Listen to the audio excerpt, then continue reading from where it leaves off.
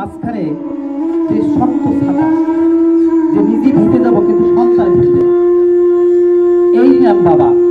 বাবা মানে সবুজ শীতল ছায়া, বাবা মানে নিজে পায়ে হেঁটে কষ্ট করে দেওয়া, সন্তানের জন্য রিক্সা ভাড়াটা বাঁচাই রাখা, এরই নাম বাবা।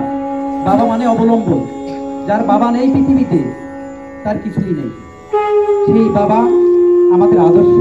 আমার বাবা কিন্তু লেখাপড়া জানতেন না, কিন্তু আমি এখন ডক্টরের ডিগ্রি জানি। আমার মনে হয়, সবসময়ই মনে হয় সেই আমার আদর্শ, তার শিক্ষা দীক্ষা সব কিছু আদর্শ। সাথে আছে আমার মা। বলে যে মা যদি একজন কোনো কিছু লেখাপড়া জানে না, তারপর সেই মাই কিন্তু শ্রেষ্ঠ শিক্ষক। আমি বলি শুধু মা না, মা বাবা হচ্ছে একজন সন্তানের কাছে সর্বশ্রেষ্ঠ শিক্ষক, সর্বশ্রেষ্ঠ অভিজ্ঞতার ফসল। সেই ফসল দিয়ে বাবা আমাদেরকে আগলে রাখছিলেন। আমার মনে হয় এমন কোনো বাবা নেই যার সন্তানের মানুষ করার জন্য তার সর্বোচ্চ দিতে থাকে না, সবাই দিতে চাই। কেউ তো সফল হয়, কেউ হয় না। আমার বাবা সত্যি ভাগ্যবান যে আমরা সকল সন্তান যেভাবে হোক মানুষ হতে পারছি। এইটা একজন বাবার কিন্তু তার জন্মান্তরে তার পুণ্যের ফসল। আমার বাবা সেরকম একজন মানুষ যে আমাদেরকে কষ্ট করে, আমি ছোটবেলায় দেখছি বাবা স্কুলে যখন আমরা পড়তাম, প্রাইমারি স্কুলে যদি আমরা ফার্স্ট হতাম, আমরা বরাবরই ফার্স্ট হতাম, বাবা আমাদের মাস্টারদের খাওয়ানোর জন্য সেই টাকাটাও ছিল না। সত্যিকার অর্থে এখানে আমাদের গোপালদা আছে, যারা সাক্ষী, তাদের কাছ থেকেও কত টাকা পয়সা কতভাবে যে টাকা আছে তাদের কাছে ধার করে কিন্তু শিক্ষকদের না খায়ে কোনো বছরই তারা আমাদের বাড়িতে যেত না। কারণ প্রতি বছরই প্রতিটা ক্লাসে আমি নাই বিষ্ণুদা নাই শ্যামল, আমরা তিনজনই ফার্স্ট হতাম।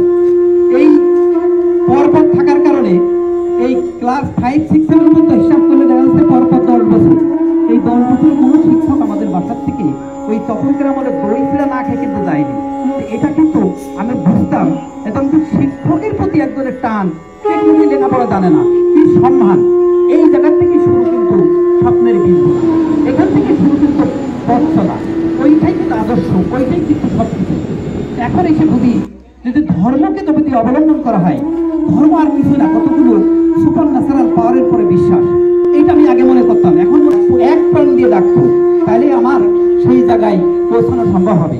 আমার বাবা সত্যিকার অর্থে এরকম অনেক মানুষকে উপকার করেছে, অনেক কিছুই করেছে, যেটা তার মতো একজন অশিক্ষিত গণিত তথাকথিত ভাবে